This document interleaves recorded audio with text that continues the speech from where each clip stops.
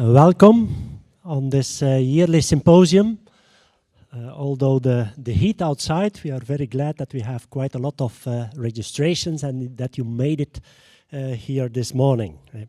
This symposium is traditionally organized jointly by AMCRA, Cienzano, the Federal Agency for the Safety of the Food Chain, the Federal Agency for Medicines and Health Products, and the Federal Public Service for Health, Food Chain Safety and Environment of Belgium.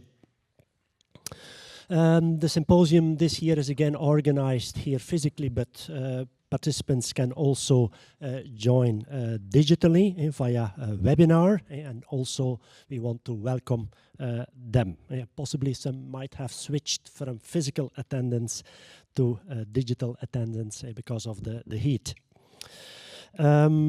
Those persons that would like to have a certificate, it's important to register at the registration desk now, at the beginning of the symposium and also at the end of the day. And also the persons that attend digitally, they can also obtain a certificate, but then they need to email to this email address as you see here. The program of this morning is as follows. So we have first a keynote presentation, and then we have a few short presentations that were selected based on abstracts that were submitted, and the oral presentations were selected, and other presentations have been maintained as poster presentations, or some abstracts were submitted directly as a poster presentation. You can view these posters in the coffee break, during lunch, and so on, because it's interesting to do, because there's also quite a lot of interesting information there, and maybe you can also have a talk with the first author. So this is more or less in a nutshell the practical aspects. Maybe also I want to mention that there will be a poster award, or two posters will receive prizes, and that will be presented just before lunch break. So now it's my honor and pleasure also to present and introduce our keynote speaker, Professor Simone Schuller. Simone is a veterinarian. She graduated from the Faculty of Veterinary Medicine in Munich, Germany. And between 2002 and 2005, she completed a residency small animal internal medicine in Belgium at the University of Liège. And in between 2005 and 2013, she was a lecturer, small animal medicine at the University College of Dublin, and she also did her PhD there in infection biology. Since 2014, she is professor at the Faculty of Veterinary Medicine at the University of Berne, Switzerland, and she works there in the clinic, also is responsible for teaching and for research. Her interests lie in the field of respiratory and infectious diseases, and in the recent years she has worked extensively on the topic of antibiotic resistance and hospital hygiene. So this is an important research line, and she has also been involved in the creation of the Swiss guideline for the prudent use of antibiotics in small animal medicine. So the right person to be here and to talk about the role of animal clinics in the selection and spread of antimicrobial resistance. Professor Schuller, welcome. We are very grateful that you are here to share your experience and your knowledge on the topic. Thank you. So thank you very much for inviting me to come here today. It's my great pleasure to see this lively network of people and people working together for the same goal, mainly to maintain the activity of our antimicrobials and to fight antimicrobial resistance.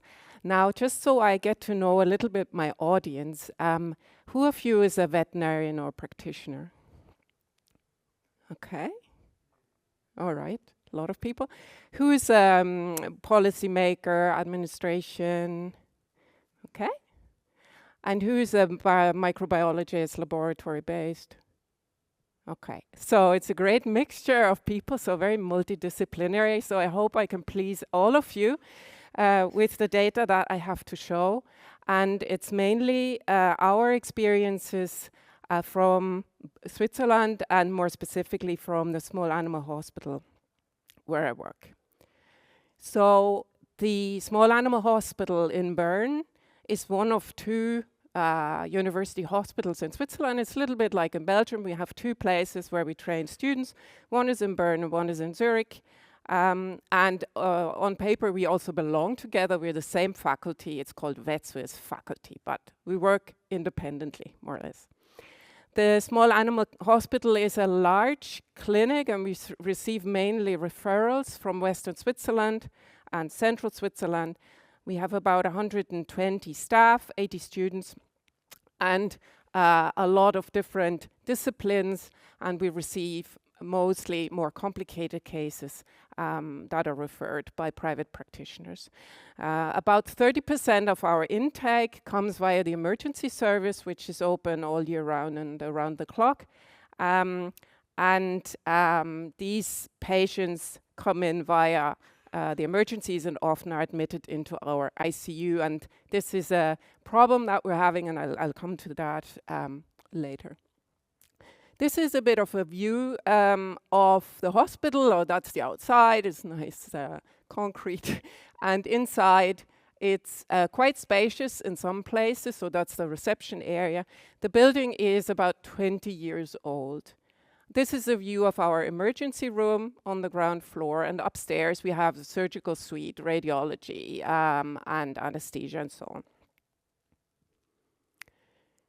So while the reception areas in the ground floor are quite spacious, our ICU was built 20 years ago, and at that time we were receiving a lot more patients that didn't need constant monitoring, and like not so many of our patients were critical. That has changed because in general in Switzerland there are more specialist practices now in clinics that can treat the more easier cases, and the ones that come to us are mostly critically ill. And so our ICU looks like this. We have 25 cages. It's very dense. And sometimes in the summertime, like now, we get overrun and we might have to push in a few extra beds and gurneys to accommodate a few more animals in ICU. And you can see that this, along with a lot of people in there, is a very unfortunate situation when it comes to infection chains and the spread of disease. So before I go into our own findings, I want to talk a little bit about our strategy in Switzerland. Switzerland, as you know, is not in the EU. They have come up with their own strategy on antimicrobial resistance, and it's called STAR.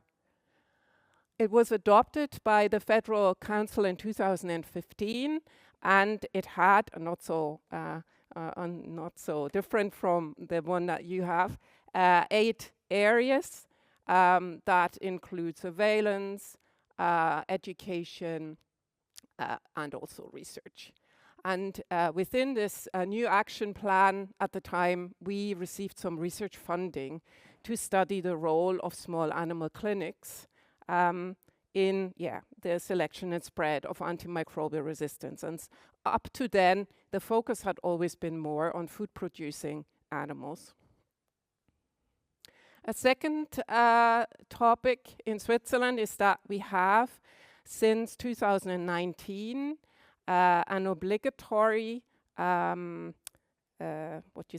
every veterinarian who prescribes an antimicrobial has to transmit the prescription data to the federal office.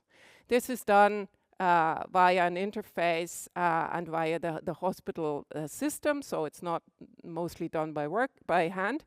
But in theory, every prescription of every small animal goes to the federal office, and they use this data for benchmarking and also to evaluate the effect of certain measures that they have taken in the past.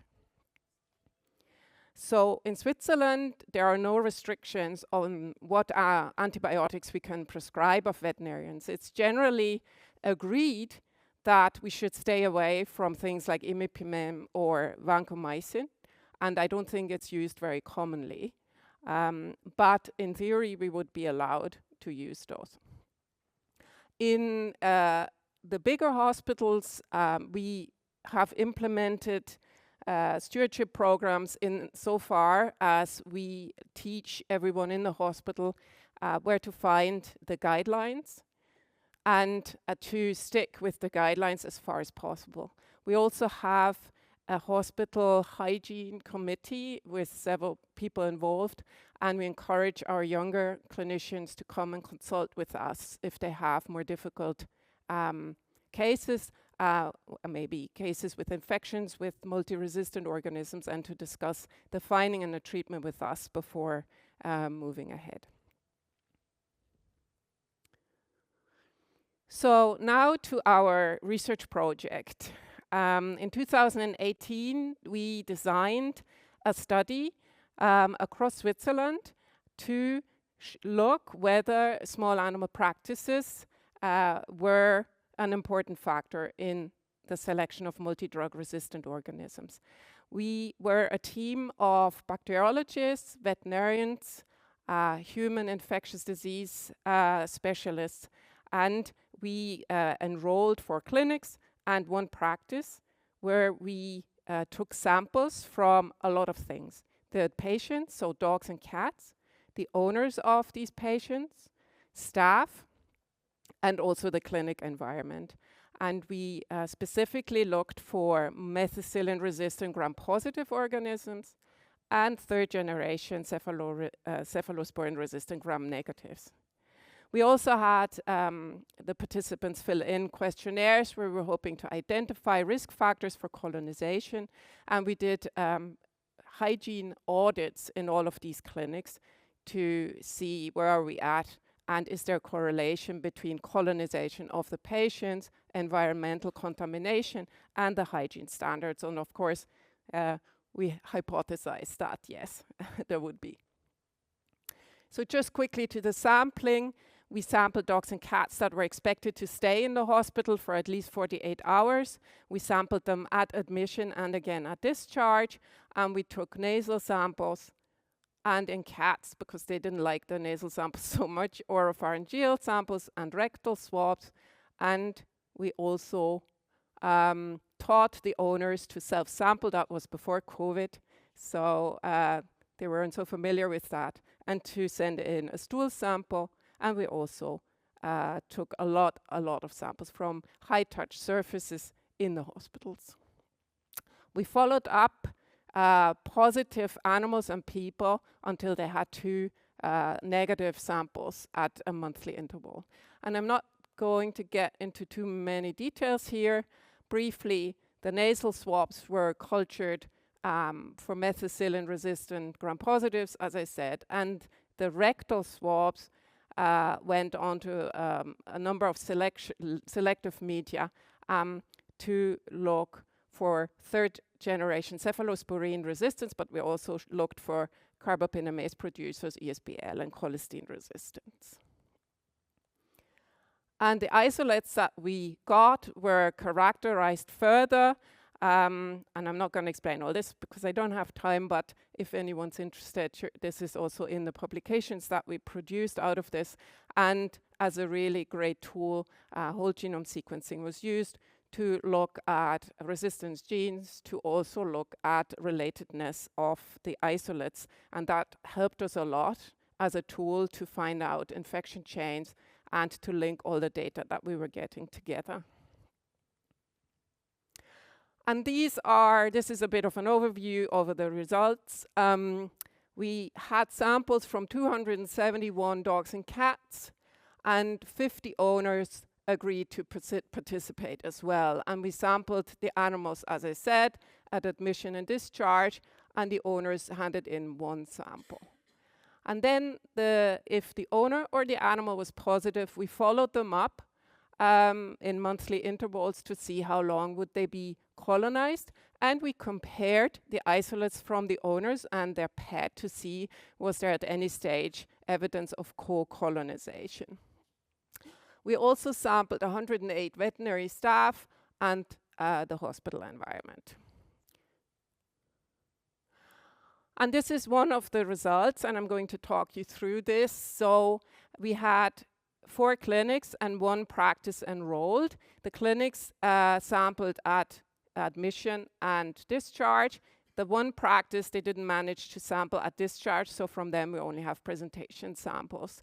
What is quite weird is that, so we see here in green are the negatives, and here they carry a multi-drug resistant organism. They had 43% of their patients were colonized with methicillin resistant, coagulase negative staphylococci. We don't know why, but this pushed up our overall admission prevalence. Anyway, I can say that Clinic 1 is the Vetsuisse Hospital in Berne, so that's us. We were very good at collecting samples, but we also had the worst colonization rates. So at presentation, we had already 14% of our patients that came in colonized with a multi-drug resistant organism. And this can be explained that we have a referral population. Many of them are already pre-treated with antimicrobials, and they might even have been hospitalized. Overall, it was about 15%, but not all the places had terrible results. Now, these clinic only handed in 7 samples, so they got away easy, but I'm pretty sure if they had handed more, we probably would have found also positives. But what was really shocking was that at discharge in Berne, 41% were colonized. And that's nearly half of our patients leave the hospital with a multi-drug resistant organism.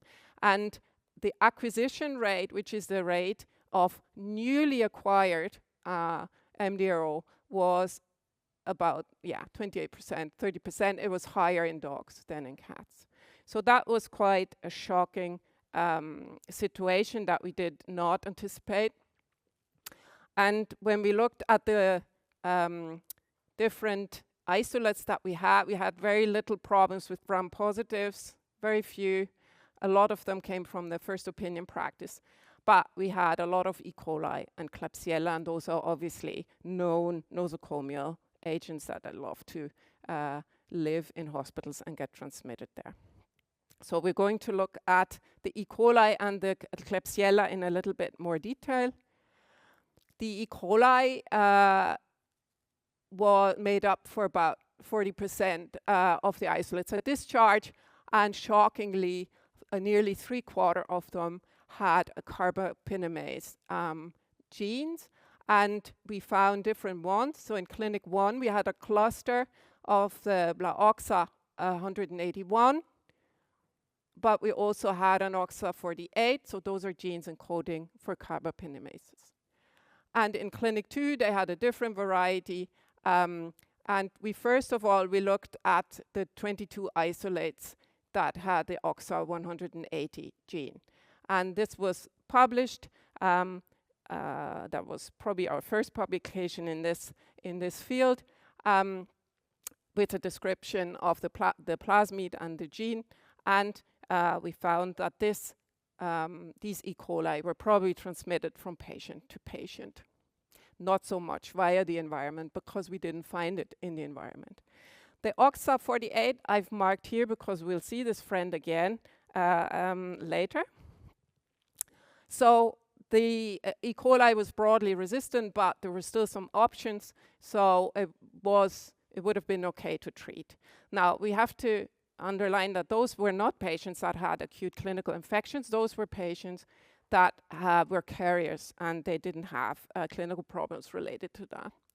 The Klebsiella had more broader resistance. One of them also had a carbapinamase, and the Klebsiella correlated with isolates from the environment. So in that case, we had to say, okay, there is probably also indirect transmission going on.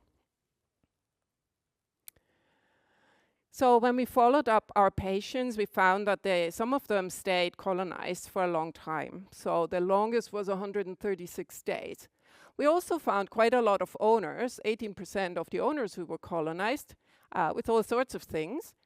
But in none of the pet owner pairs did we find co-colonization. So there didn't seem to be transmission back and forth between the owner and the pet. And those are all owners that have a very close relationship with the pets. 80% of them reported that they sleep in bed with their animal. So that's kind of encouraging, or at least it could calm down a little bit our fear that we release these animals into the world and then they transmit it onto humans. We identified risk factors, but there was nothing new. All of this has already been described. Feeding a raw diet is a risk factor for MDRO colonization and prior antimicrobial therapy. And then the duration of hospitalization came out as a very strong risk factor, and that's also understandable if you consider the contamination of the environment. In terms of staff, we found 2 people out of the 108 that were transiently colonized with the isolates that were genetically very, very closely related to the animals' isolates. And in both cases, the people decolonized spontaneously within a month. But yet, we could demonstrate that there is a transition of isolates from the hospital, from the patients, onto veterinary staff. And then we did our audit, and in our clinic we had a lot of deficits that we needed to address, and also quite a lot of environmental contamination. And in the overall paper, where they looked at all the participating clinics, this seemed to be the common theme. If you have no infection control protocols or poorly implemented ones, then this is you can find a lot of more contamination in the environment, and this makes sense. So in our case, I just picked out a few of the more important ones.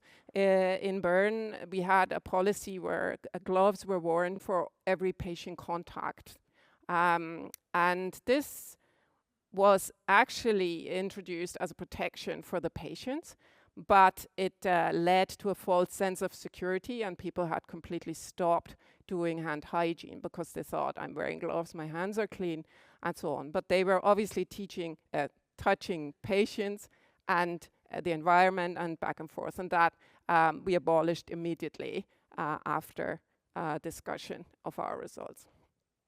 Then we had still a lot of dispensers for hand disinfectants that were inbuilt into the furniture, and those were refillable containers that were just being refilled each time. So this is obviously not even legal, and those were in awkward places. And so we quickly bought in just hand-free dispensers, and we placed them strategically in areas where they were needed. That was also rather simple. We had still spray disinfection in place, so people would spray the table and then quickly wipe it, which that led, first of all, it's not good for the respiratory system of the staff, but it's also not very effective because it gets wiped off so quickly that it really can't work. So we replaced this with wipes that we use, and so on. So there were a lot of things, and we also had no passive surveillance, so nobody really knew whose animals have active infections with MDRO. So those are now centrally transmitted to the hygiene committee, and then we can take action if needed. So to summarize, we found that, yes, there's a lot of colonization going on. A lot of them are transmitted in the hospital. These organisms are very problematic. They carry resistance genes for carbapinamases. Veterinary staff can be colonized, and good hygiene is important to reduce environmental contamination. But there seems to be no or not a very high risk of co-colonization of pets and their owners.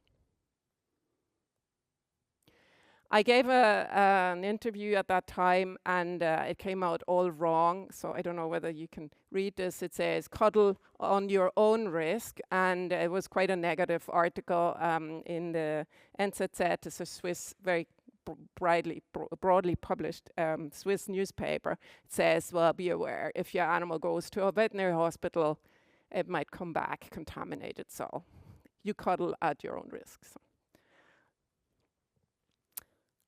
So we needed to do a lot, and it was quite an effort to get through with all these things. Well, first of all, we did a deep cleaning of the hospital, and we've now implemented a once a year deep clean where we empty everything, because our ICU is always full. So the cleaning is always while patients are present. So we have to stop, migrate everyone out of the ICU, and then deep clean. And this is a rather large operation, but we have to do it because this is in our hospital a hotspot of transmission. We had to review all the products for cleaning and disinfection, so we have now one product line that is in tune and not all sorts of different products that don't work well together. And we had to work a lot on improving the hand hygiene. So we restricted the wear of non-sterile gloves. We improved the infrastructure, as I said. We tried to train our staff and the students more regularly, and we did some hand hygiene monitoring. We implemented passive surveillance, as I said.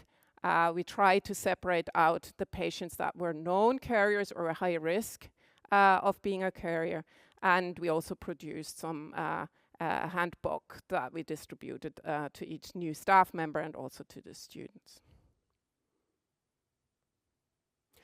So this is just an image here when we were deep cleaning, so we had emptied everything, and this is just the chaos that ensues and when you empty out all the cupboards. So I'm going to talk a little bit about the hand hygiene, because this has been and still is an area where we need to get better, and the things that we did in that area. So with all the measures that we had taken, we found that hand hygiene adherence was still only about 40% when people were observed. So that means when they're not observed, it is probably a lot lower, especially in the out of hours when there's hectical situations, when people are multitasking, looking after several patients at a time. So we contacted psychologists from the School of Economics in Berne, and these are normally doing their research in the area of social marketing. So social marketing is how do we get people to adopt good behaviors, like bringing your coffee cup to the coffee shop to fill in and not have a cardboard one. And we thought maybe we need to do another approach that is extra to what we're already doing. So with the help, we did semi-structured interviews to identify what does people drive to do good behaviors and what are the barriers to good behavior. And in theory, then you derive from this knowledge interventions to foster the good behavior. So we interviewed different staff groups, so nurses, clinicians, students, and we asked at, first of all, factors related to the physical environment, so the clinic environment, factors related to the social environment, and also their personal individual factors.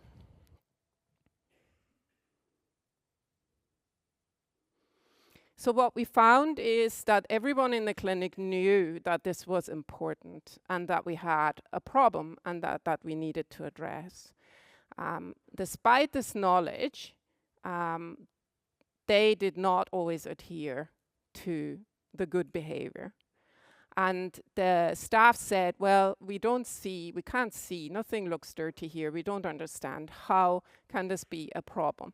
And So they felt they're fighting an invisible enemy, and that leads to the fact that they do sometimes forget to disinfect their hands. But we also found that the reason why people would disinfect their hands was largely the welfare of their patients.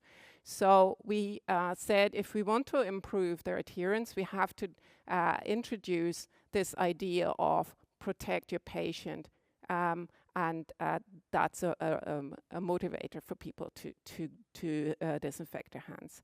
Barriers that they mentioned were pretty much what's been reported before, so stress, jumping from one task to the next, then no access to dispensers, and no rewards for good behaviors. And the other thing that they touched on was the bad feedback culture in the hospital. So the nurses and the students said, how are we going to tell a vet to disinfect their hands? There's a hierarchy here, and we cannot give feedback bottom up. So we try to encourage everyone in the team to be vigilant and also to point out possible lapses to each other. I'm not sure it's working that well, but certainly we communicate to the students that they should adhere to the behavior and that they should not be afraid to point it out to other staff members in a good way, in a friendly way. So what we did is, I first have to explain this. So what you need to form a habit, this is true for everyone and every habit, you need some reminder, then you need a lot of repetition, and then you need a reward. And so what we try to do is to introduce visual clues. So we put colorful stickers on all the dispensers to remind people. We also introduced hygiene behavior as part of the performance review for both staff and students. We foster bottom-up feedback, and we also regularly shared the surveillance data to make it visible to people that we were moving in the right direction. And we tried to be a little bit funny. We had a group of interns that were very motivated, and we did some photo shoots to show how you're not supposed to come to work and how you're supposed to come to work and that you're not supposed to eat in the ICU. And we had this logo that we stuck around all the dispensers and says the safety of our patients is in our hands. And then in 2021, we were brave enough to say, okay, we've done a lot, let's have another audit. And if you just look on the bottom score, so this is the score at the first audit in 2018. We had quite a poor score. We scored 50% roughly of the max. And then in 2021, we had pushed ourselves up to 82%. We were quite proud and said, well, now we're going to go back and we're going to sample our patients again and see whether this has had an impact on the colonization rates. And I'm going to talk you through this. So this is the percentage of positive patients pre-implementation. So that's 2018 in our hospital specifically. And this is 2021 post-implementation. And we see at admission, discharge, and the acquisition rate. And we can see that admission, we're more or less at the same level, about 10 to 12 to 15%. Then at discharge, we see a reduction in the cats, not so much in the dogs. And the acquisition rate also looks lower. It had dropped a little bit. But statistically, there was no significant change to before. And that we found was very frustrating, very disappointing result. What we found, though, is that we had eradicated our E. coli 181. We had a different population now, again, E. coli, but this time with the OXA48 gene, we had Enterobacter, we had a different type of Klebsiella. So we could see, okay, some we've gotten rid of, but we got new ones. And now everyone has the same carbopinamase encoding gene. And so we got a little bit suspicious that maybe this wasn't now the bacteria that were transmitted, but that there was an exchange of this specific gene amongst different bacterial species. And this is well known and described that this particular gene is placed on a plasmid that's highly conjugative, so bacterial transmitted across species and at a very high frequency.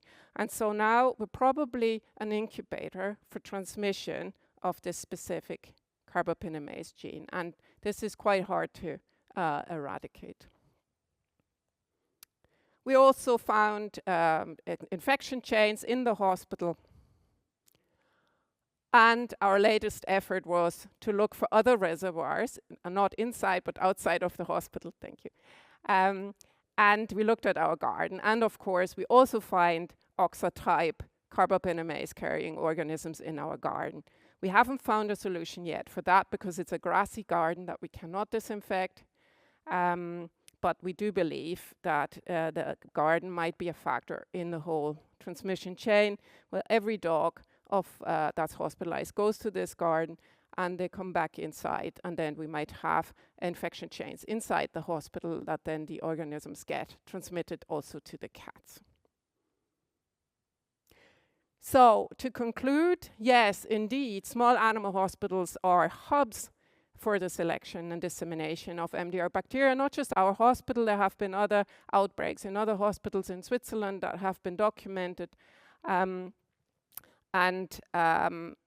Obviously, the hospitals need to be very aware of that and have IPC concepts, so infection prevention and control measures in place. But it is a constant effort, it's never finished, and it's a constant battle, so to speak. We also have to be aware that we are exchanging multi-drug resistant organisms across different hospitals. So we have the same OXA-48 bacteria, then another hospital about 100 kilometers from our hospital. They refer their patients to us and they bring these bacteria. So it's a total landscape of resistance. And now on a national level, it's under discussion to bring in more binding measures with regards to hospital hygiene for the larger hospitals, indeed, with some obligatory monitoring and written concepts that clinics are obliged to implement. And another discussion that we're having is to make carbapinamase producing organisms notifiable in Switzerland, because at the moment they're notifiable in humans but not in veterinary medicine. Okay, so I'm running over time a little bit, so just quickly, quick thanks. So thank you for listening and for your interest, and thank you to all our collaborators and all the people that have worked on these projects over the years.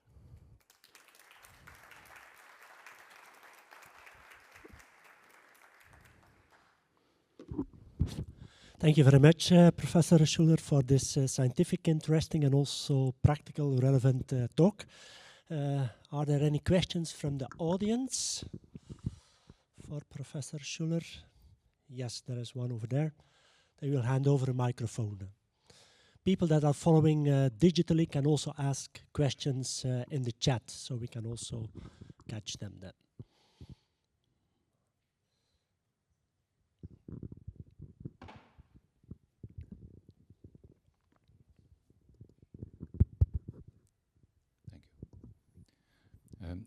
Good morning. Yeah, we hear you. Good morning. Yeah. Good morning. My name is Jean-Baptiste Arnon from Sciences, Veterinary Epidemiology. Thank you for this very nice talk.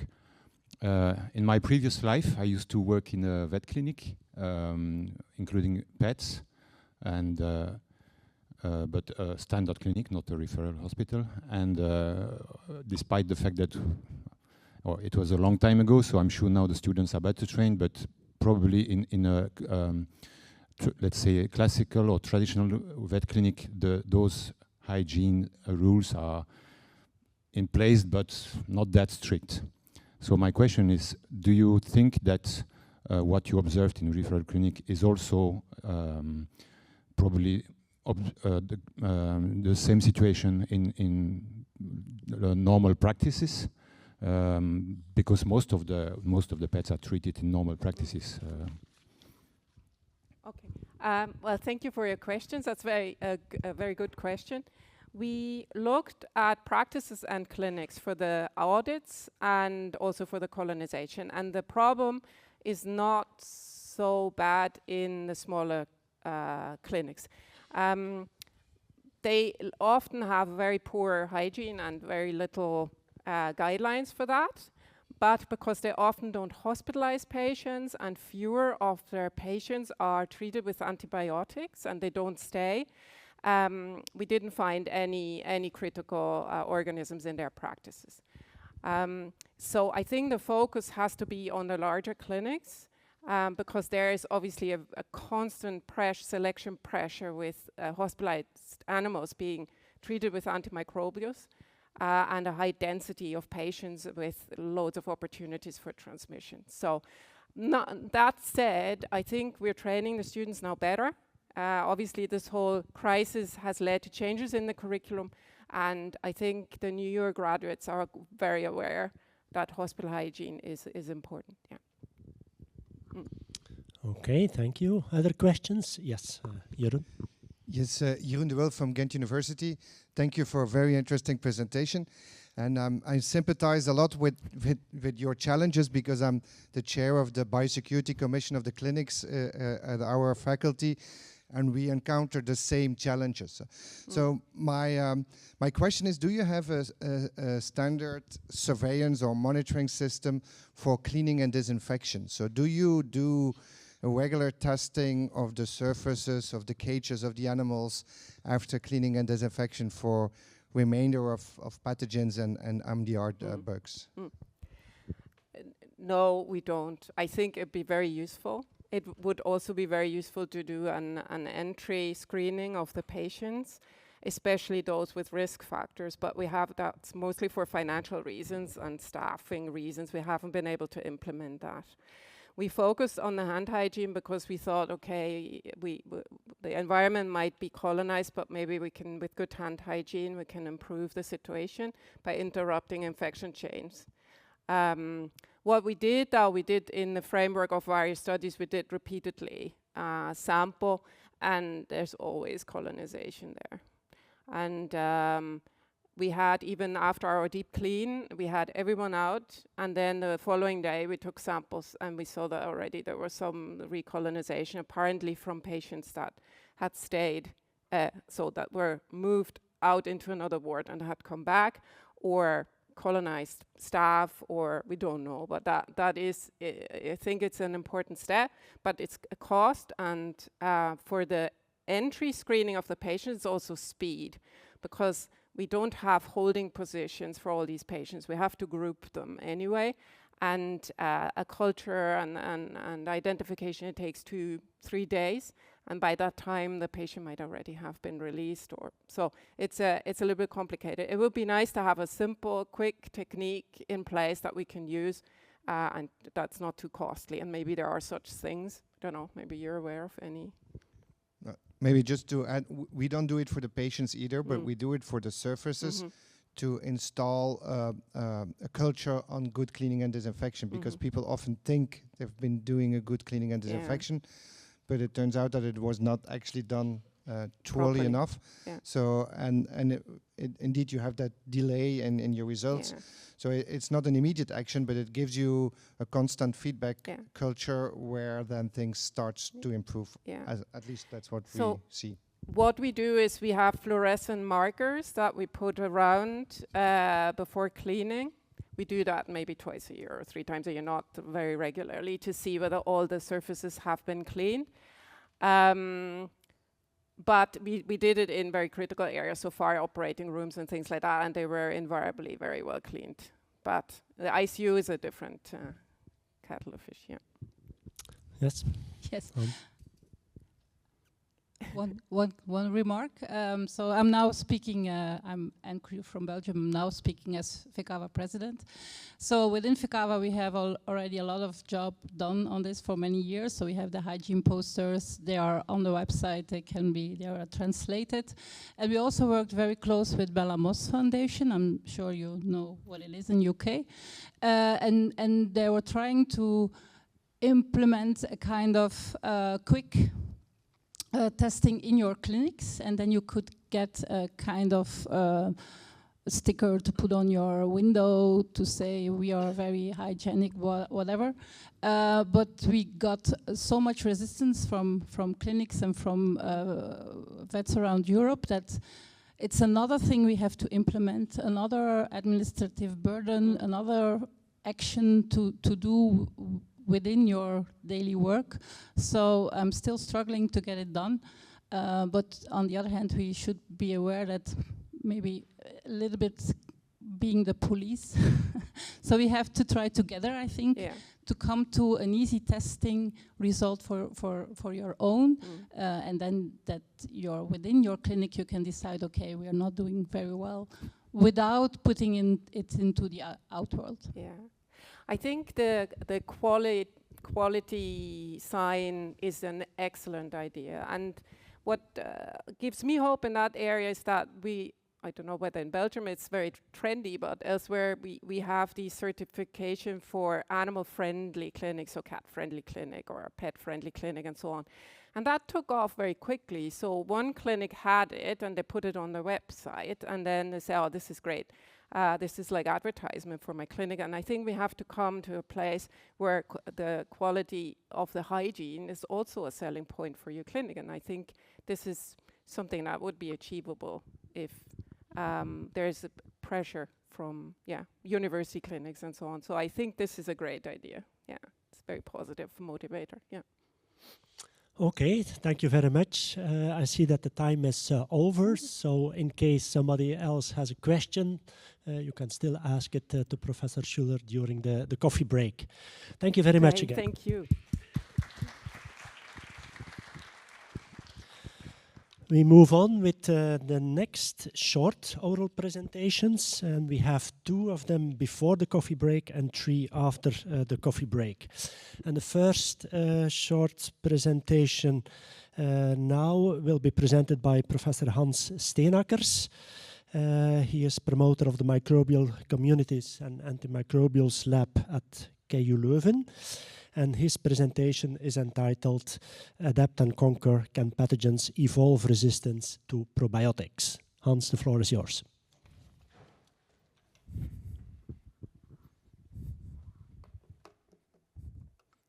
Okay, thank you for the nice introduction and for the opportunity to present our work here at this conference.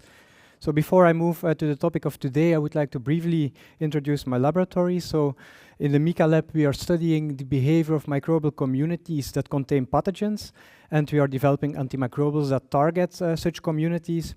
Specifically, we are interested in how the social interactions between microbes in communities and other aspects of the community life impact the virulence of these communities, their tolerance to antimicrobials, and also the evolution of resistance to antibiotics. And 2 aspects are important throughout the different research lines. And that's first the investigation of the impact of biofilm architecture, right? So the architecture of biofilm communities on antimicrobial tolerance and resistance evolution.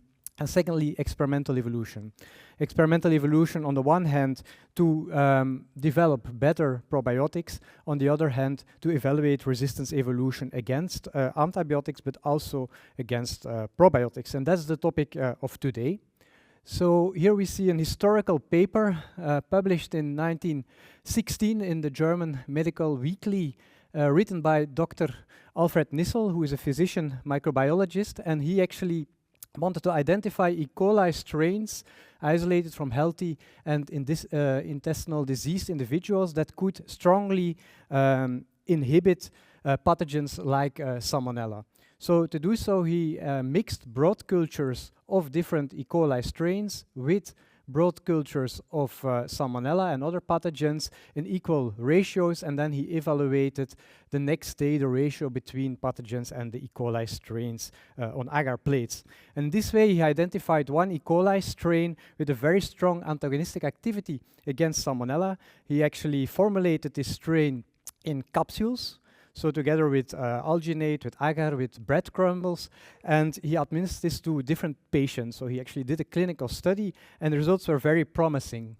And that's why he actually trademarked these capsules under the brand name Mutaflor, and this happened in 1917. So that actually explains the name of the probiotic strain, Escherichia coli Nissal, where Nissal refers to Alfred Nissal, 1917, the date that it was trademarked. This all happened, of course, before the discovery of penicillin in 1928 by Alexander Fleming.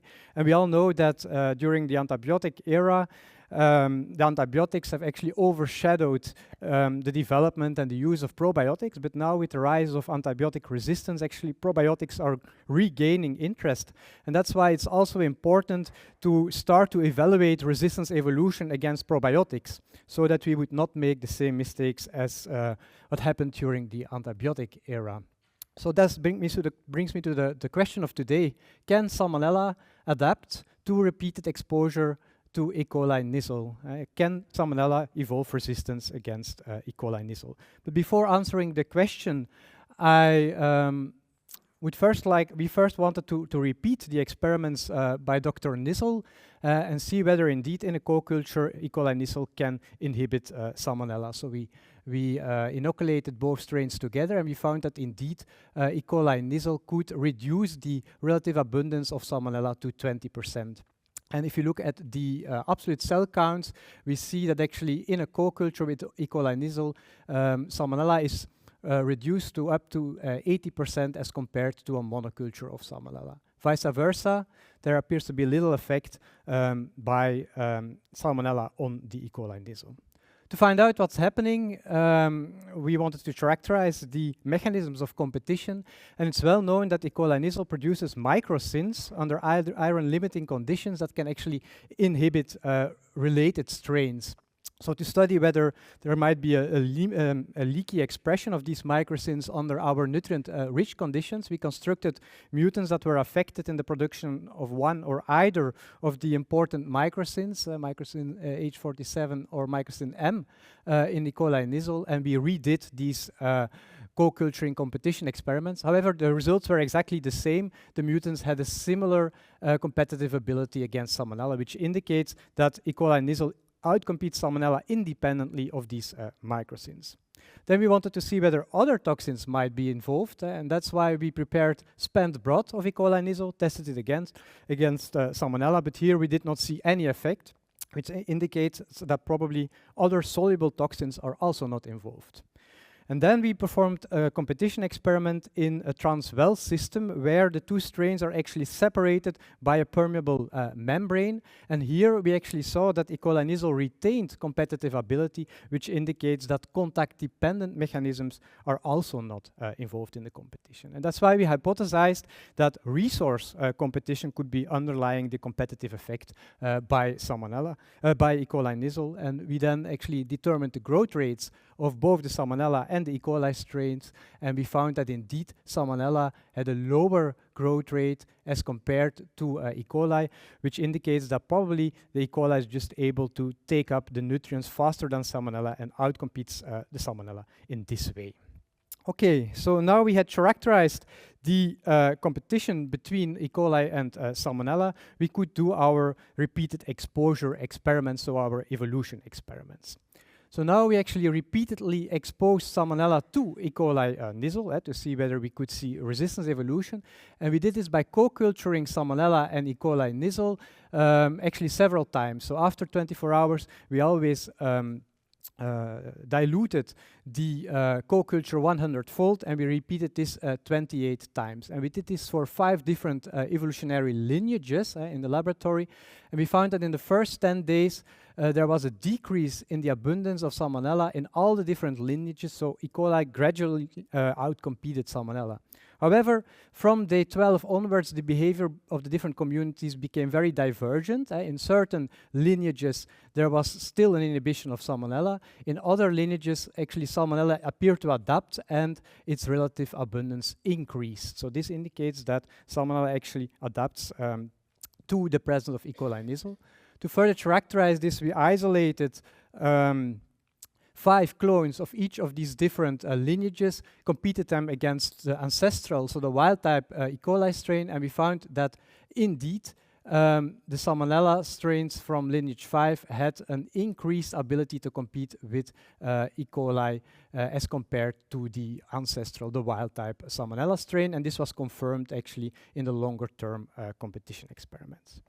So this is all competition under shaking conditions, but in reality, it might be more, let's say, realistic to have static conditions where there might be gradients of nutrients, oxygen, waste products, so spatial heterogeneity that can result in, for example, niche separation or adaptive radiation. So that's why we also did an evolution experiment under static conditions, and actually the dynamics were the same. So we again saw that initially in all the lineages you had a reduction of Salmonella, but then now in lineage 3 you actually saw that again Salmonella adapted to the presence of E. coli Nissl. We also confirmed this again by isolating different clones and performing a longer-term competition experiment. So the next question is, what's happening now? How does Salmonella adapt to E. coli Nissl? And since we already characterized that resource competition is important, an obvious explanation would be that Salmonella just adapts to grow faster. However, when we check the growth rates of the evolved strains of Salmonella compared to the ancestral strains, we didn't see a difference, which indicates that improved growth rate does not seem to drive Salmonella adaptation.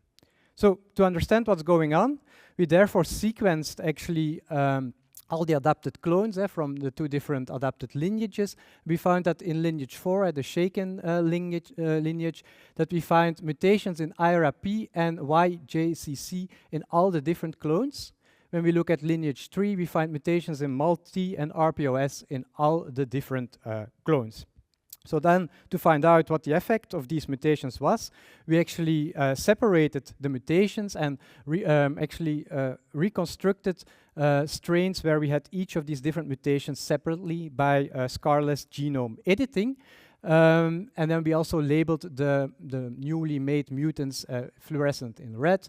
We competed them against green Salmonella strains, both in the absence and in the presence of E. coli Nissl. So that's what you see here in the orange lines in the next graphs.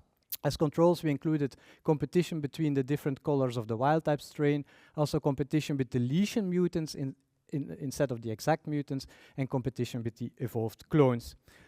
So this is a complex slide, but the key message is that mutations in all the different genes actually provide a selective advantage to the Salmonella. Yeah? In the case of YAC and RPOS, there's only an advantage in the presence of E. coli Nissl, what you see in the full orange line. For IRAP, MALT, there's an advantage also in the absence of E. coli Nissl. For IRAP, YJCC, and RPOS, we had the same effect when we tested a knockout mutant, which indicates that these mutations are probably loss of function mutations. To understand better what's happening, we dived into the mutations separately. And first, we had a look at RPOS and IRAP. Here we see, well, RPOS first, it's the stationary phase sigma factor, upregulates about 500 genes involved in general stress response. The mutation that we had is actually a frame shift mutation here.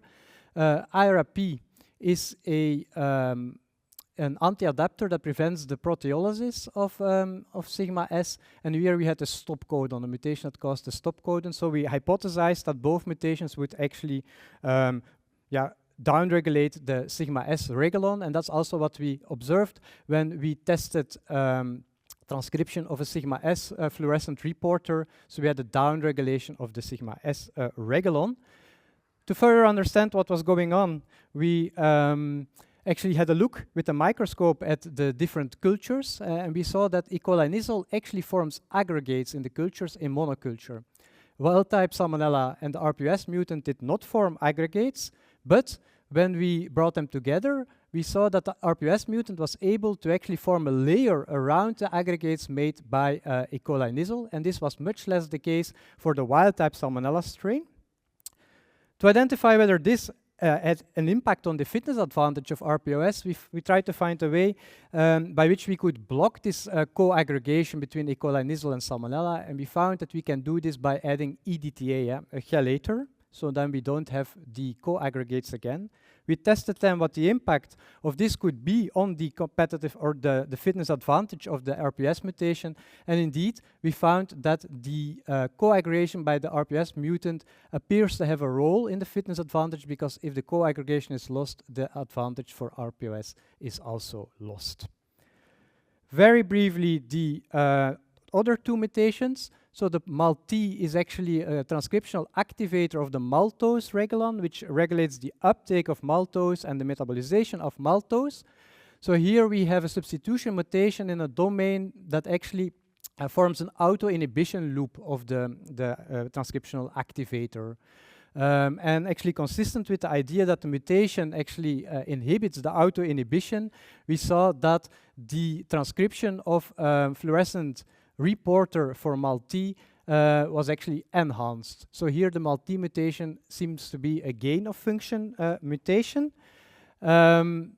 During these experiments with flow cytometry, we actually found an enhanced forward scatter for the MALT mutation, which actually indicates that there might be kind of clump formation between the MALT mutant cells. And indeed, when we used wide field microscopy, we saw that there was more clumping present in the MALT mutant compared to the wild type. However, we did not see with confocal microscopy an increase in the ability of this MALT mutant to attach to the E. coli nasal aggregates like what we saw with RPOS.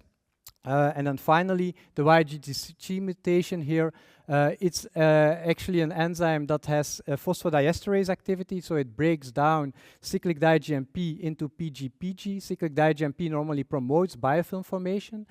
So consistent with the idea that we have a loss of function mutation here, we saw an increased biofilm formation.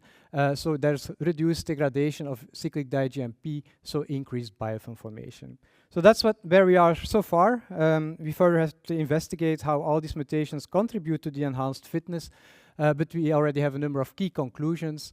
The first one is that E. coli nasal effectively suppresses Salmonella growth in nutrient-rich broth through research competition, that Salmonella can adapt to competitive pressure imposed by E. coli nasal, that the adaptation does not appear to be driven by an increased intrinsic growth rate, despite the fact that we have resource competition, but that instead the adaptation is associated with mutations affecting aggregation and biofilm-related traits.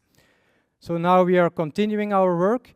In real conditions, there will be iron limitation. So then the expression of the microsins in E. coli nasal becomes important. So we want to investigate whether we can also have resistant evolution against the microsins.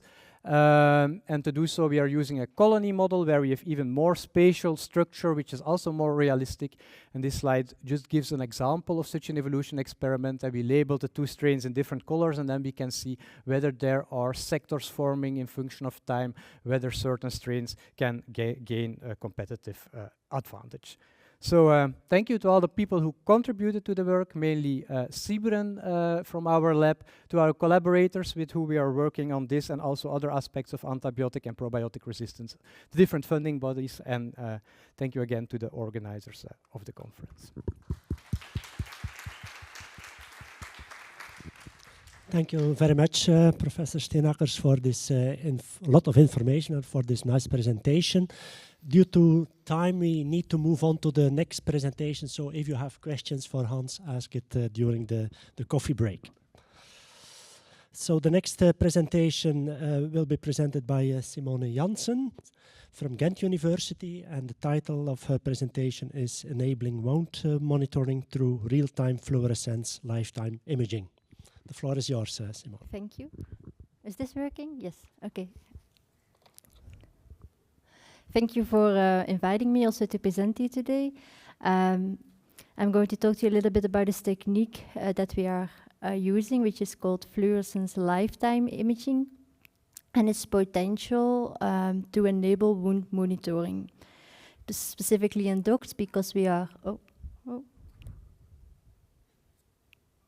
How do I go to...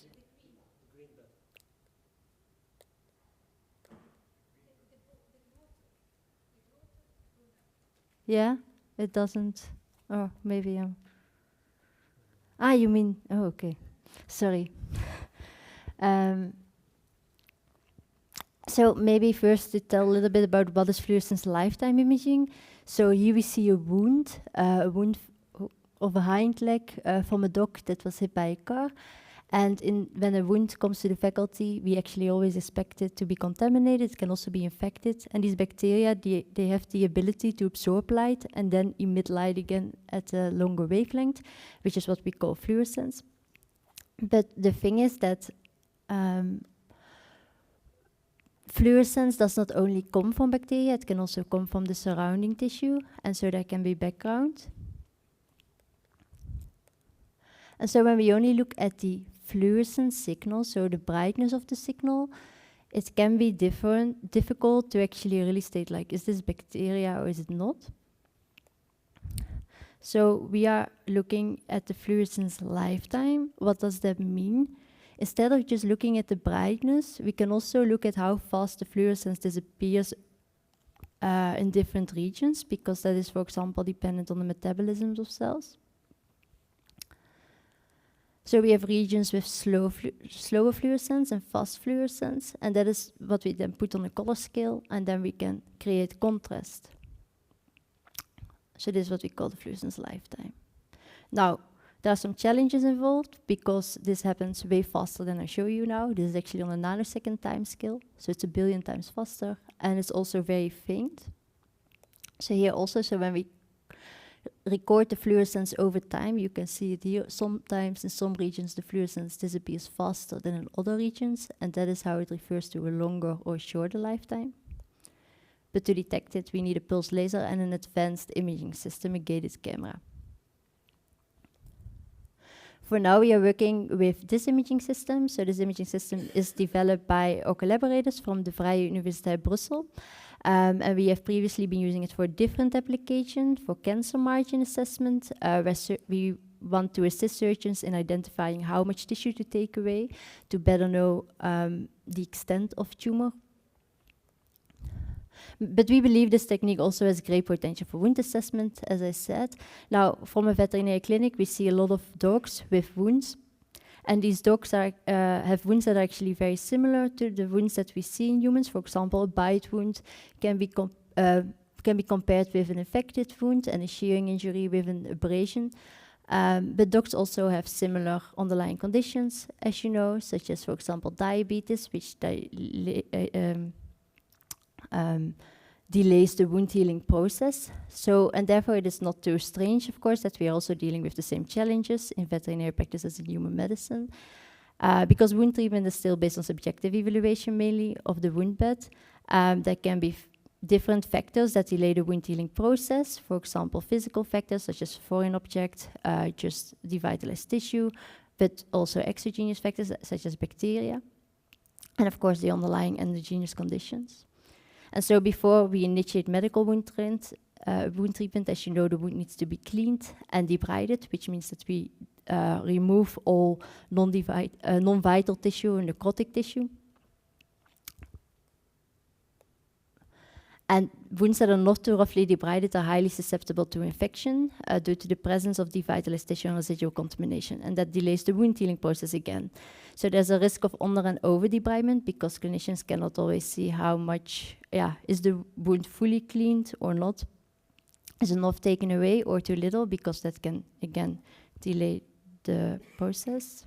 We do have available diagnostics that assist in wound assessment, as you know, so we have cytology. Cytology assists us in identifying whether we deal with cocci or rods, and whether it is gram-positive or gram-negative. But so far, no technique can give information in the clinic during consultation on which antimicrobials might be needed. We do have bacteriology, so we can set samples out to the lab, which remains very important, but it does not give information in the clinic. And then also when I think about the wound status, technology also exists for that, but it is so far only possible for specific conditions, such as oxygenation, for example, knowing also about how warm the thermography, wound size and depth. And we so believe again that the fluorescence lifetime imaging has potential to assist, because there have already been microscopy studies on how skin cells migrate to the wound and how their fluorescence lifetime channel values change, but also on inflammatory tissue burn wounds and discrimination between collagen times, which I will show you in a bit. So what we want to do, we want to bring this technique to a micro scale level for fluorescence lifetime imaging for wound assessment. We will follow up the wound healing process of dogs with chronic wounds from the first consultation in the clinic to the last visitation. And we will evaluate whether it can provide a fingerprint of the wound status. So can it tell us like which tissue we're dealing with and then assist in wound debridement?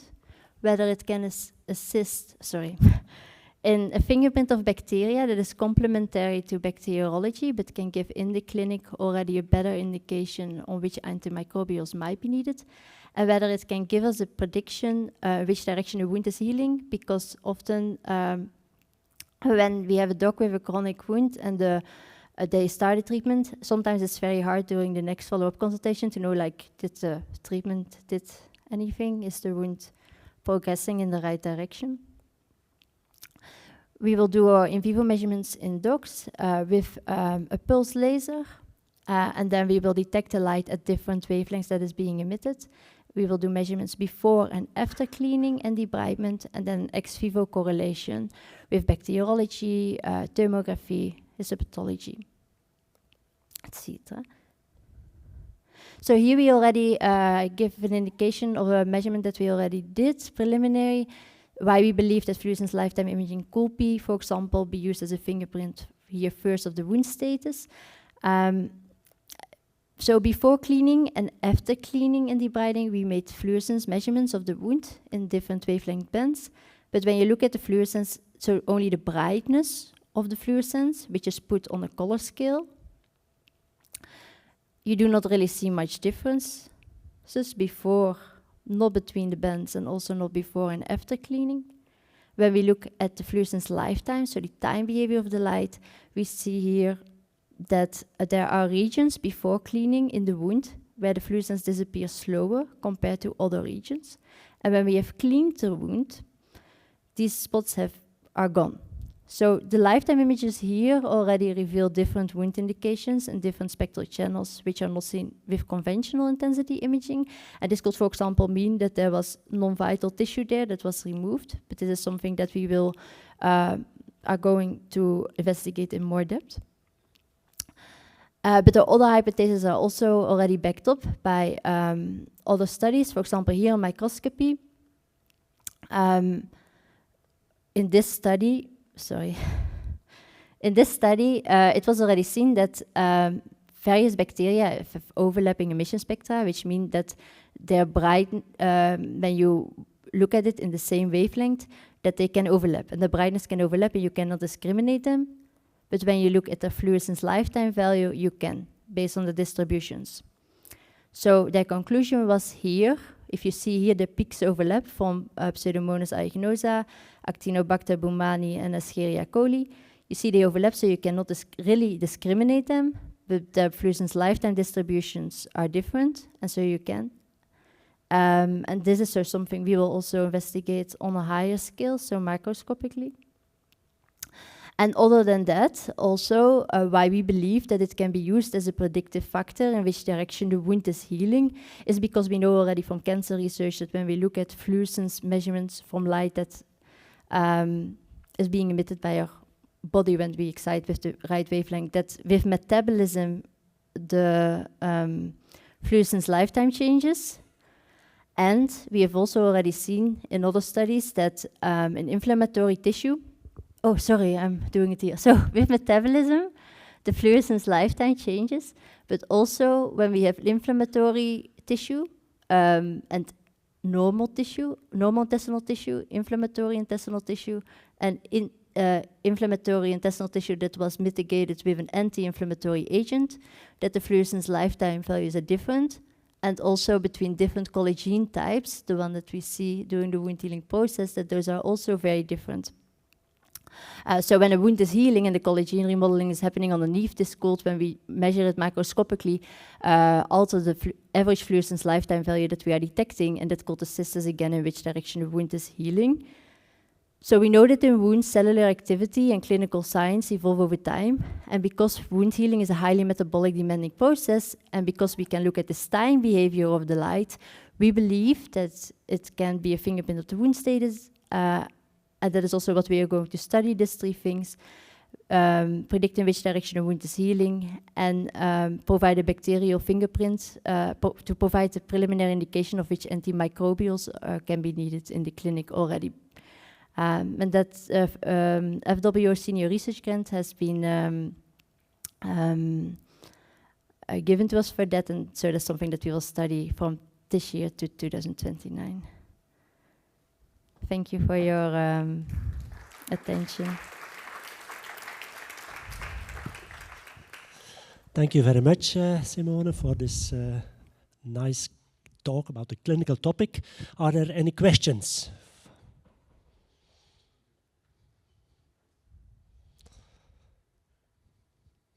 Nobody has a question for Simone. Are there any questions from the chat, from the persons?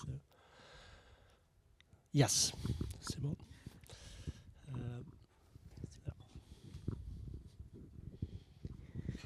Thank you for this presentation. This is fascinating. If it works, it will be very useful. I'm just wondering, if you're trying to identify bacteria at the beginning of the treatment, would you not expect there to be contamination, so not just one bacterial species growing, but multiple? How would you use it, or would you say in that situation it's not useful? We need it for later when there might be a wound infection with a single organism. No, so first of all, thank you for your question. So indeed, when wounds come, they are almost always already contaminated, and it's not just one bacteria type that is present, it's almost always different ones. What we have seen microscopically is that based on the fluorescence lifetime distribution, we can see a difference when we look both at the, so we look tempospectral, not just as the fluorescence lifetime, but also at the emission wavelength at which the light is being emitted. It may be that microscopically that we will not be able to fully discriminate the types, but that we can still give an indication, okay, based on this distribution and based on this wavelength, we know that it, for example, can be these two or these three, which is already narrower than just gram-positive or gram-negative from cytology, and it will just assist being able to, in the clinic to be a bit faster with like knowing what to do, because I think now, even though there are new guidelines on like when you use antimicrobials and when not, there are still like different people that do things differently based on what they think, like should I provide antibiotics, should I not? And so if you could have something in the clinic that could like give you a better indication, that will be helpful. So it's something we're going to study. But it will definitely never, it will be complementary to something that already exists, such as bacteriology, but it will never replace it, of course. And sorry, follow-up question. Have you plans to compare these results of the imaging with the judgment, the clinical judgment of the surgeon? So to see whether it correlates with what the surgeon would have done without it, because maybe sometimes the subjective and the experience-based decisions of the surgeons are maybe not so far off. I don't know. It's just no, that's a very good idea. I think the helpful thing of these wounds is also that because there's so many, a wound is never the same in every place, but we can, for example, change what they do based on the imaging tool in part of the wound and in part not, and for the research, of course, because of course now we do not yet know everything. We do not yet know, so we need to study that. Yeah, but we will definitely. We've also have an advisory board with clinicians and surgeons, so we will definitely see with them and also with the surgeons that are doing, of course, the wound treatment. Yes. Thank you. Thank you. Okay, thank you very much for the discussion.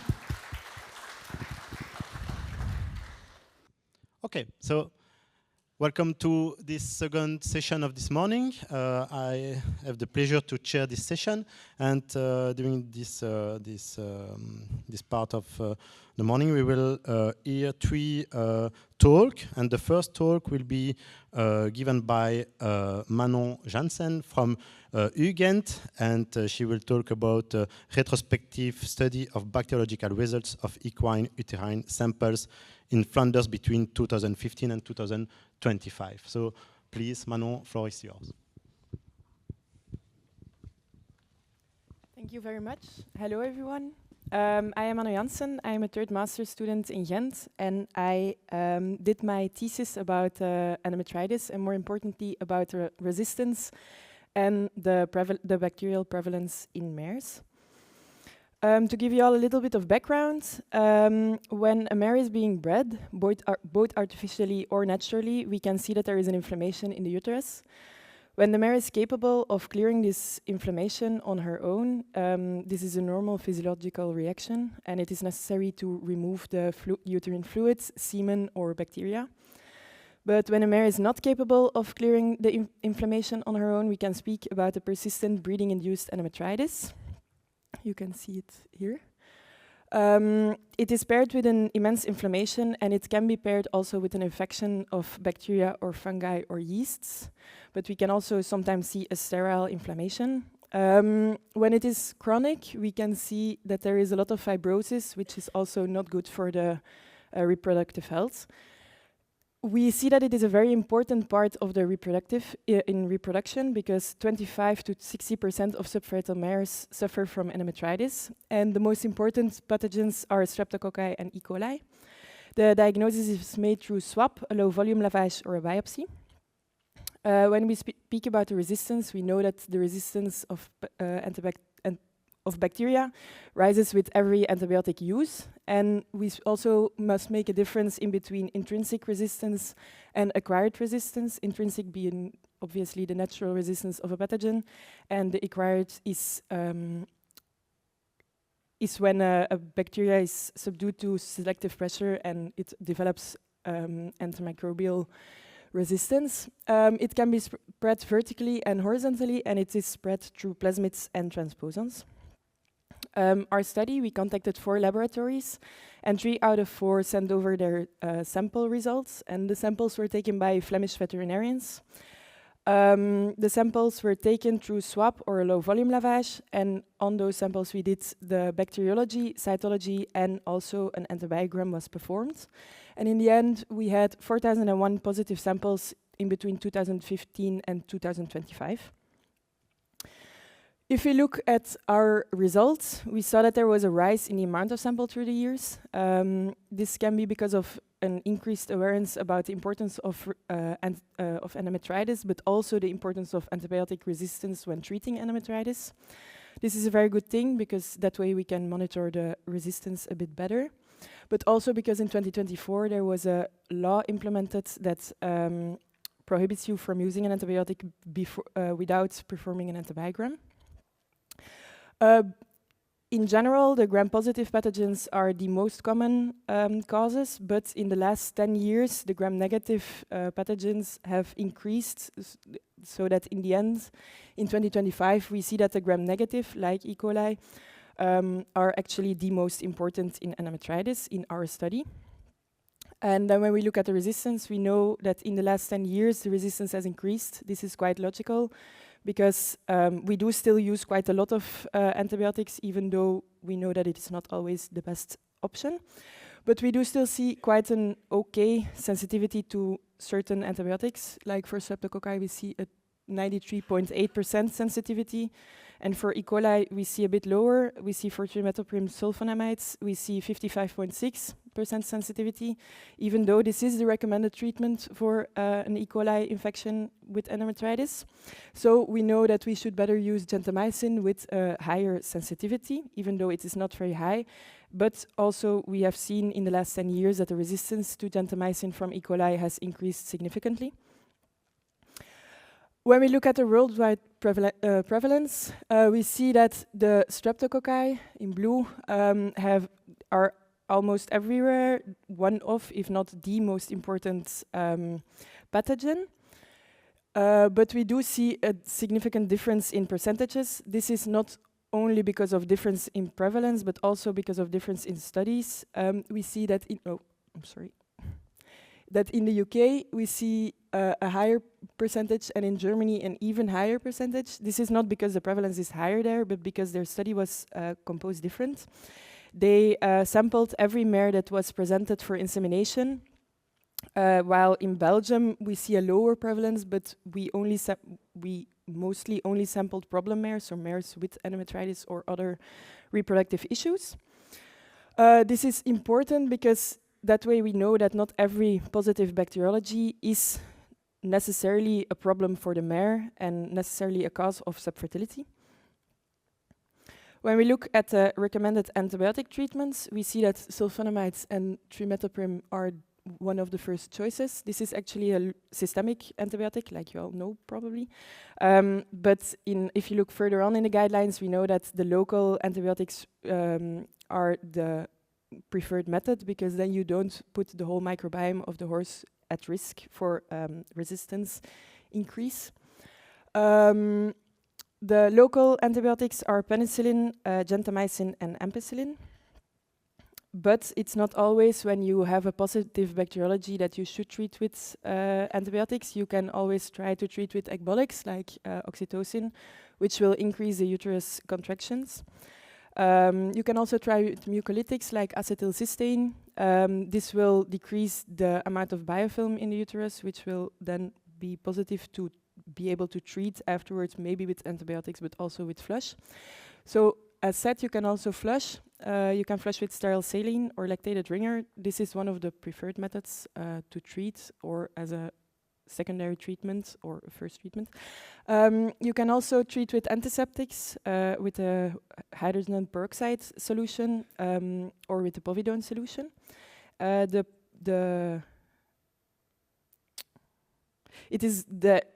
flush is good to use because it's also an immunomodulation. It also has an immunomodulation effect.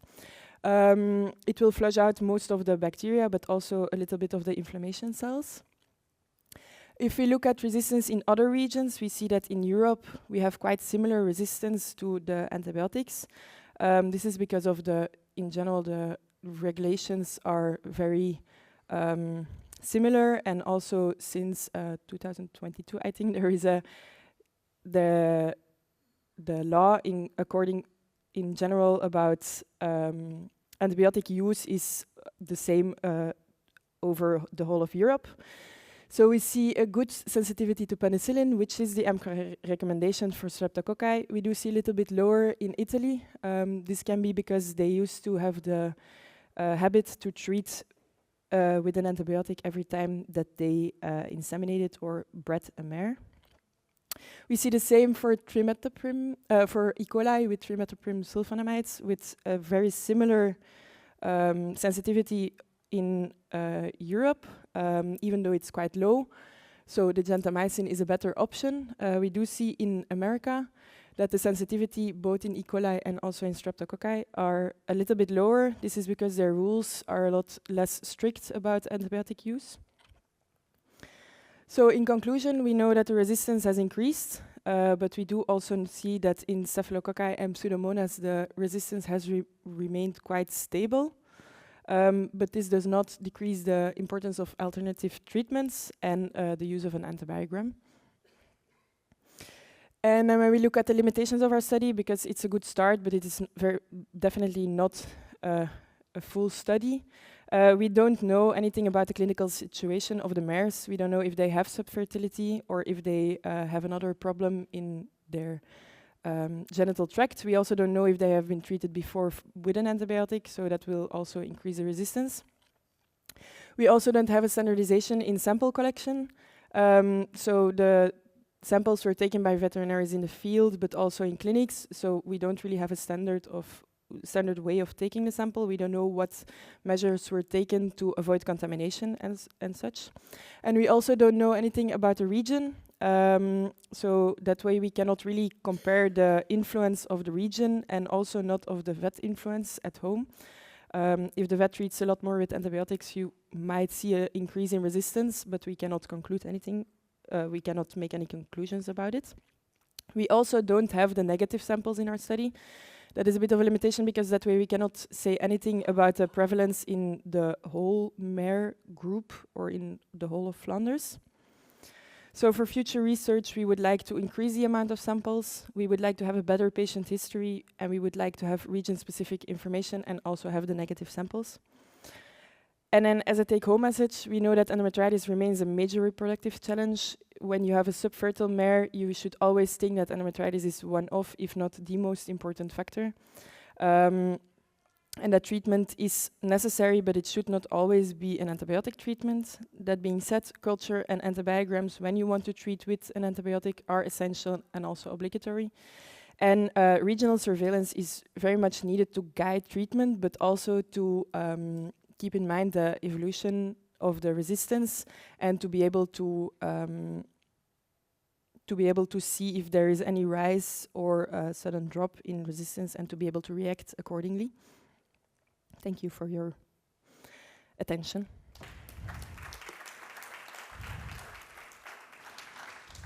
Thank you, Manon, for this talk. And if I well understood, you are still a vet student. Yes. So congratulations for this Thank performance you. to have an oral Thank you. talk at the symposium. Nice. So is there any question for Manon? There, I think. Yeah. Bill. Thanks for the presentation, Bill van Daal, UPV. I am not an expert in horses, but why do you speak about the increase due to legal obligation? What is behind that? It is not really an increase in antibiotic resistance, but more in the sample taking. So when in 2024, there is since 2024, you have to take a sample before treating with antibiotics. So, of course, a lot of vets want to treat with antibiotics when they see an endometritis, or they suspect an endometritis because of clinical factors. But so since 2024, you have to take the sample. So, therefore, you can see an increase in the amount of samples that were taken. I hope this answers your question. So it is more illegal in the way that the need to choose an antibiotic, it is not allowed. There is nothing behind. There is not a new law who force you to look for it. I thought there was a law implemented in 2024. I'm not sure. I'm sorry. So I think it's the legal obligation of taking a sample and see the sensitivity of the bacterial involved before using a critical important antibiotic. So it's not for every use that you... that I interpreted wrong. I'm sorry. If that's I think that's the legal... probably. So, which is going, I think, in the same direction as the remark of Bill, because it's not for every use.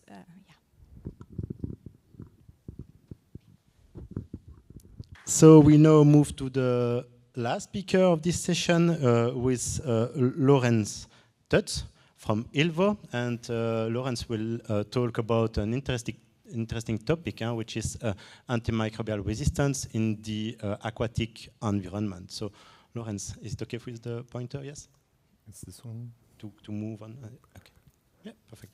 So hi everyone. I will be presenting the main findings of my PhD on antibiotic resistance in the aquatic environments. So both antibiotic residues and antibiotic-resistant bacteria, they can enter the aquatic environment through processes such as wastewater discharge, but also aquaculture production and agricultural runoff after fertilization of the soil with manure.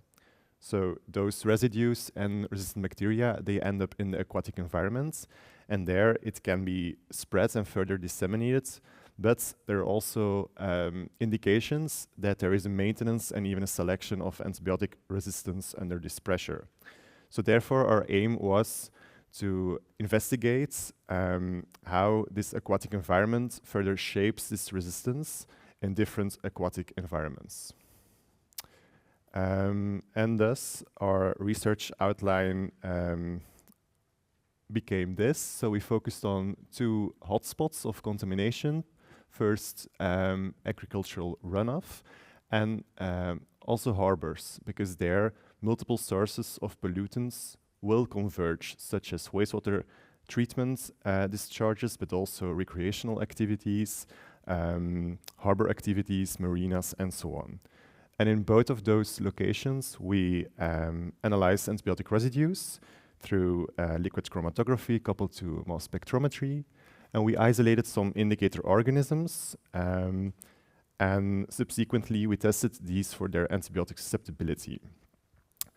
At the end, we had a collection of ESBL-producing E. coli that we sent for a whole genome sequencing to establish some further genetic traits.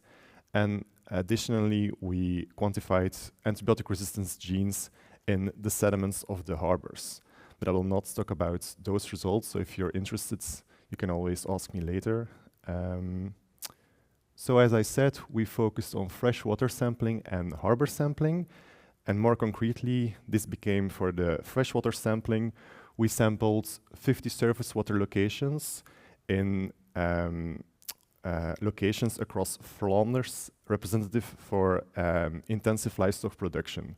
So this became in West Flanders and also the north of Antwerp. And we sampled this before and after the fertilization period, so twice. And very close to those 50 locations, we sampled 50 groundwater wells as well. In the harbors, we selected Ostende, which is above, and then Nieuwpoort below. In Ostende, we sampled 14 locations in total, and also twice. And here you can also see that a wastewater treatment plant will discharge into this harbor. And in Nieuwpoort, we sampled 9 locations. And here, we additionally included sediments because they are known to be sinks for certain pollutants such as antibiotics and bacteria. So first, the analysis of the antibiotic residues. Due to agricultural runoff, we could detect concentrations up to 10 micrograms per liter in surface water, and these were mostly sulfonamides, lincomycin, and also trimetoprims, but mainly sulfonamides, such as sulfamethoxazole and sulfadiazine, and also lincomycin. These were present in high concentrations. In groundwater, thankfully, these concentrations were lower, but still existing. We can detect, again, sulfonamides and even chloramphenicol, although it's banned for veterinary use for food-producing animals. And we also could not see any differences in the samples before fertilization and after fertilization, possibly due to a rapid degradation of antibiotic residues after entry into the waterways. Next, it's a little bit different than I expected. But so in the harbors, we also included sediments, and for the waters, we can see similar concentrations, but because the sample type is smaller, or the sample, the amount of sample is a little bit smaller, concentrations are also a little bit lower, but again, we see those sulfonamides again widely present in those water samples, and here we can also detect clarithromycin, which is more of a human antibiotic, I think. But interestingly, in the sediments, we see higher concentrations, up to 25 micrograms per kilogram, which is quite high for similar samples.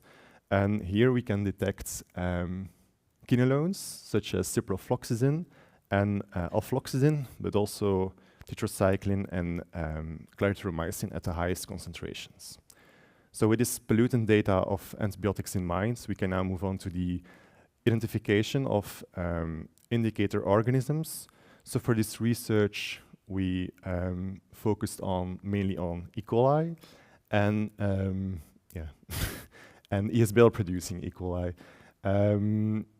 And for the marine harbors, we additionally included Schuanella and Vibrio as well as marine indicators, because these are known to be widely spread within marine and brackish environments, and they're also known to be clinically important from time to time. But on those results, I will not focus on, so if you have any questions about it, I can always discuss these later. So we focus on the E. coli and the ESBL-producing E. coli. For the antibiotic susceptibility testing, we use standardized USIC3 and USIC2 panels. Regarding the agricultural runoff, we noticed that there is mainly resistance, but not only to sulfamethoxazole, and very interestingly, we saw an increase in resistance after the fertilization period, meaning in the fall, we saw an increased resistant phenotype to sulfamethoxazole, and this was also significant. And also interesting is, which is expected, that those ESBL-producing E. coli, they also had greater resistance to those other antibiotics beyond the extended spectrum of beta-lactams. So with this in mind, we then moved on to the harbor sampling, and there we chose to focus only on those ESBL E. coli, and there we noted that there were significant differences between the sample types, so between the sediments and the water samples. Within the sediment samples, we saw an increased resistance phenotype to those quinolones, so to ciprofloxacin and nalidixic acids, which is really interesting because also in our antibiotic pollutant data, we also saw elevated concentrations of quinolones within the sediments. Then I can move on to the whole genome sequencing. So in total, 62 locations were ESBL positive, and we selected 48 strains out of these locations, and we wanted as many diverse phenotypes as possible to detect as many different attributes. And we also wanted a balanced distribution between those sediments and water samples, but also the different sources. So balanced distribution between agricultural runoff samples and harbor pollutant. And therefore, our aim was to establish the diversity of the different strains with a focus on the ESBL genes, but also the other resistance genes and on their mobility. And also we focused on the potential virulence potential. So within this core genome SNP phylogenetic tree, you can see that there is quite some diversity, with also the isolates or strains intermixed rather than forming specific source-related clusters. And if you look at the multilocus sequence typing, some strains are known as environmental strains, such as ST10, ST58. They are quite often present in the environment, as well as the aquatic environment. But overall, there is quite a high diversity, not a lot of similar strains. And also there are some clinically important strains. So we have 2 strains of 131 sequence type, which is known to be clinically important, and then others as well. And if we take into account, so this multilocus sequence type, the phylogroup, also serotyping that we did, and we also looked at virulence-associated genes such as toxins and adhesins, we could note that around 25% of the strains could be potentially virulent. And these were also mainly related to an extraintestinal pathotype for E. coli. If we look at the antibiotic resistance genes, so of course quite some beta-lactam antibiotics. Within the ESBLs, we saw mainly CTX-M variants, although still some TAM and SHV enzymes are also detected. We could also note MC as resistant genes and some limited carbapenem resistance. Next, we detected quite some variants of aminoglycosides, amphinicols, trimetoprim, macrolides, and lincosamides. We also noted colistin, which is quite important because it's a critical antibiotic, and we detected some quinolone resistance as well. Sulfonamides and tetracycline. Interestingly, we also looked at chromosomal point mutations to explain the phenotypic resistance that we discovered for or towards the quinolones. So that's what's indicated in reds. We also noted that most of the resistance was plasmids associated. So it's not based on the chromosome, some are, but the main or the majority of the genes are located on the plasmids. We did not really detect that many differences between the different strains, or so between the different origins, but we could note that the harbor sediments contain significantly fewer resistance genes and had different resistant profiles than the strains from agricultural runoff. They also had different virulence profiles. So therefore, there are indications that the aquatic environment or the sample type, that it can partly shape the bacterial properties that we observed. So therefore, the role of the aquatic environment, there are some concentrations, as I said, so sulfadiazine, sulfamethoxazole, and in the harbor sediments, mainly ciprofloxacin, which are higher than the predicted no-effect concentrations. That is a theoretically established threshold that can potentially lead to selection of resistance. So there are some locations where potentially there could be resistance selection, theoretically. So this needs to be investigated further with in situ or in vitro studies. Also, a limitation of the study is that we're using E. coli, which is a fecal indicator, and it allows us to compare different studies, but it reflects their origin rather than the dynamics or what's happening in situ, so in the location that we are sampling. But still, we see these high concentrations, and we see also it's accompanied by these shifts in antibiotic susceptibility phenotype.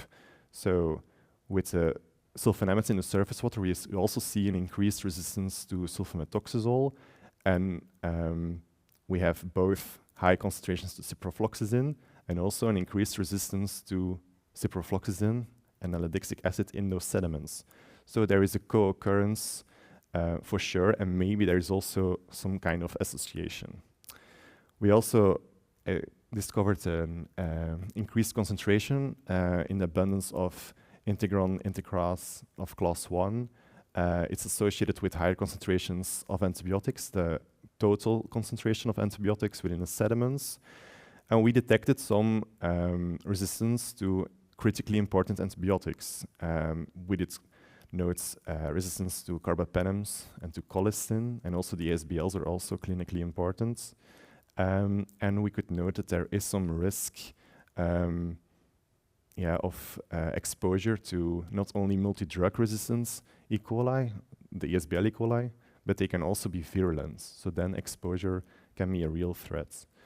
So therefore, my take-home message is that we do know that the aquatic environment, it receives antibiotic residues and resistant bacteria. And it's not more on the slide, but the finding suggests that there is a transmission and there can potentially be a selection of antibiotic resistance in the environment. And therefore, we need to monitor it, because otherwise we will not know it. And then we can start with mitigating the spread of antibiotic resistance in the environment. So that's all. Thanks to everybody who collaborated, and thanks for your attention.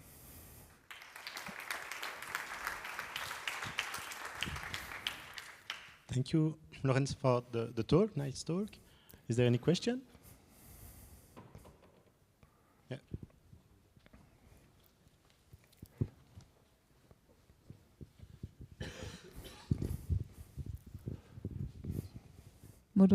Thank you for the presentation.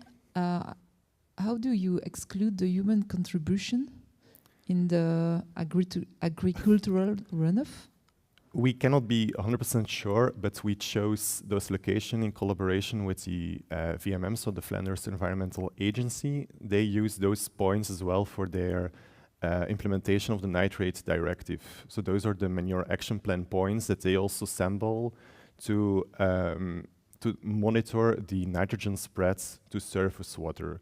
And these are really controlled environments where they make sure that there is only an agricultural inputs, but if there is a bypasser, I think there can still be some exposure, but generally they expect that it's only agricultural based. But it's an established surface water location points that we used as well. So therefore we can be sure that it's agricultural based, because it's used for their legislation as well. Okay. Thank you, Maud. Any other question? Maybe one from me. You say that E. coli is, you say that there is a bias with E. coli as indicator bacteria. As, what kind of other bacteria could you imagine? we can either focus on those that survive properly in the environment and therefore can persist for a longer time, and then they can really adapt, for instance, Pseudomonas or Bacillus, that they can maybe survive and even thrive in those environments.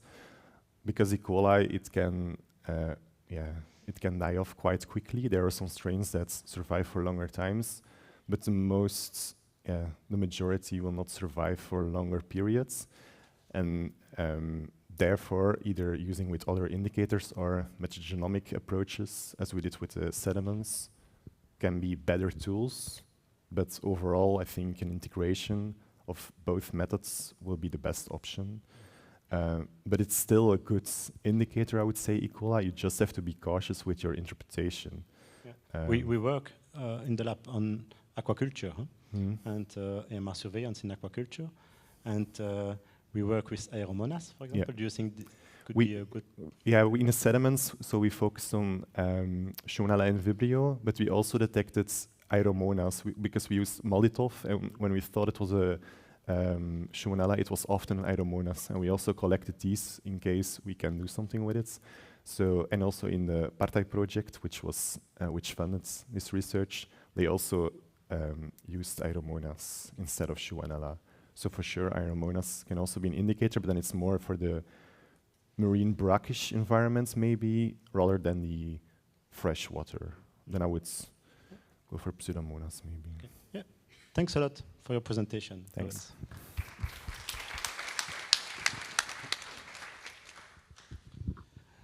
So it's now my duty and my pleasure to announce the winner of the poster award. So there are 2 winners this year, and I will call this scientist by alphabetical order. You understand me?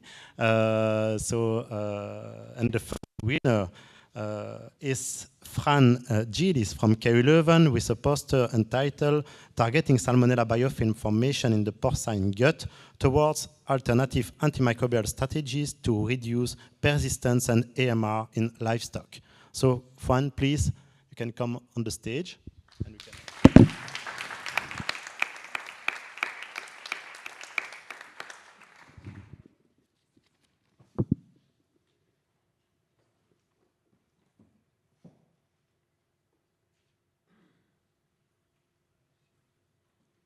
we have to make a picture.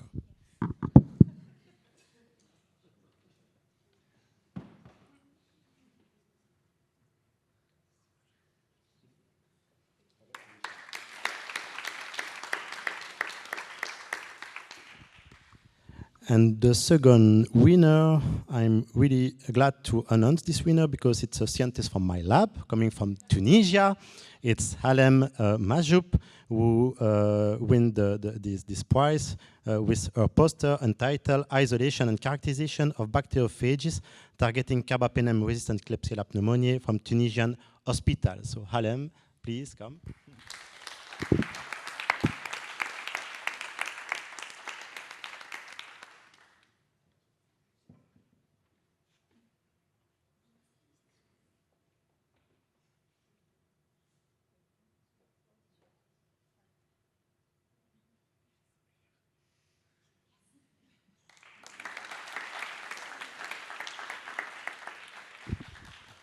And congratulations to all the poster authors. It was really nice to see all these posters in the hall.